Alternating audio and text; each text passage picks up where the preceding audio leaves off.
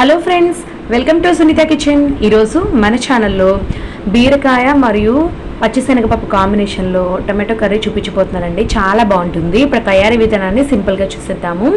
ముందుగా స్టవ్ వెలిగించి ఒక కడాయి పెట్టుకొని అందులోకి 1.5 టేబుల్ స్పూన్ ఆయిల్ వేసి వేడి చేసుకోవాలి. ఇందులోకి ఆవాలు, జీలకర్ర, మినపప్పు కలిపి 1 టేబుల్ స్పూన్ వేసుకోండి.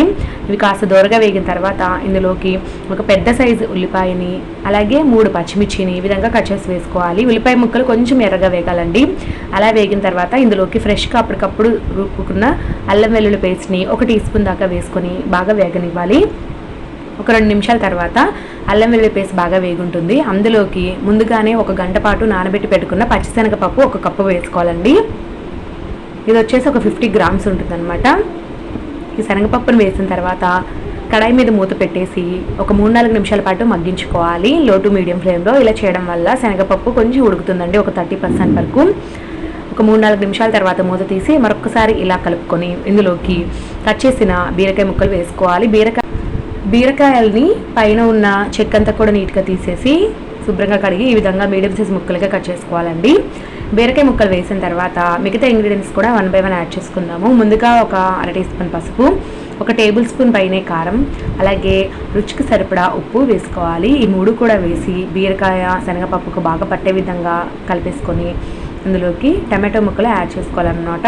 ఇక్కడ వచ్చేసి నేను ఒక పెద్ద సైజ్ టమాటో తీసుకున్నానండి, లేదంటే 2 మీడియం సైజువి తీసుకోండి సరిపోతుంది. ఈ టమాటో ముక్కల్ని కూడా వేసి ఒకసారి బాగా కలుపుకొని మూత పెట్టేసి 4-5 నిమిషాల పాటు మగ్గించుకోవాలి. లో టు మీడియం ఫ్లేమ్లోనే చేసుకోవాలండి ప్రాసెస్ అంతా కూడా. అప్పుడే అడగంటకుండా ఇవన్నీ కూడా చక్కగా ఉడుకుతాయి. ఒక 4 నిమిషాల తర్వాత చూస్తే టమాటో ముక్కలు, బీరకాయ ముక్కలు అన్నీ కూడా మెత్తగా ఉడుకుతూ ఉన్నాయండి. ఇంకా పూర్తిగా ఉడకలేదు.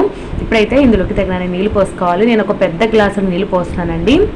మనకి శనగపప్పు బాగా సాఫ్ట్గా ఉడకాలి కదా, సో అందువల్ల నీళ్ళు పడతాయి.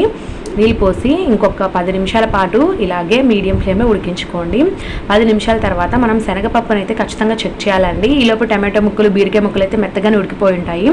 శనగపప్పు కూడా చూస్తున్నారు కదా, మనం చేతితో ఇలాగంటే బాగా మెత్తగా మ్యాష్ అవ్వాలి. అలా అయితే సరిపోతుందండి. మరి కందిపప్పు ఉడికినట్టుగా, పప్పుకు ఉడికినట్లుగా ఉడకాల్సిన అవసరం లేదు.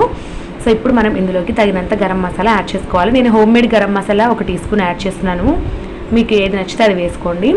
అలా మసాలా వేసిన తర్వాత ఇంకొక 2-3 నిమిషాల పాటు ఉడికించుకుంటే దగ్గరికి పడేంత వరకు సరిపోతుందన్నమాట. అది కూడా మీకు ఏ కన్సిస్టెన్సీలో కావాలనుకుంటున్నారో ఆ విధంగా వచ్చేంత వరకు ఉడికించుకొని స్టవ్ ఆఫ్ చేసేసుకోవాలి. ఇక చివరగా సన్నగా తరిగిన కొత్తిమీరని వేసుకొని బాగా కలుపుకొని సర్వ్ చేసేసుకోండి.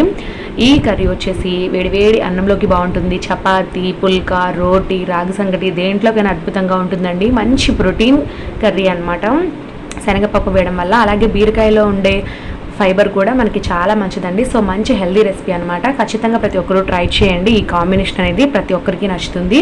అలాగే వీడియో మీకు బాగా నచ్చినట్లయితే వీడియోని తప్పకుండా లైక్ చేసి మీ ఫ్రెండ్స్ అండ్ రిలేటివ్స్కి వీడియోని షేర్ చేయండి. Thank you for watching.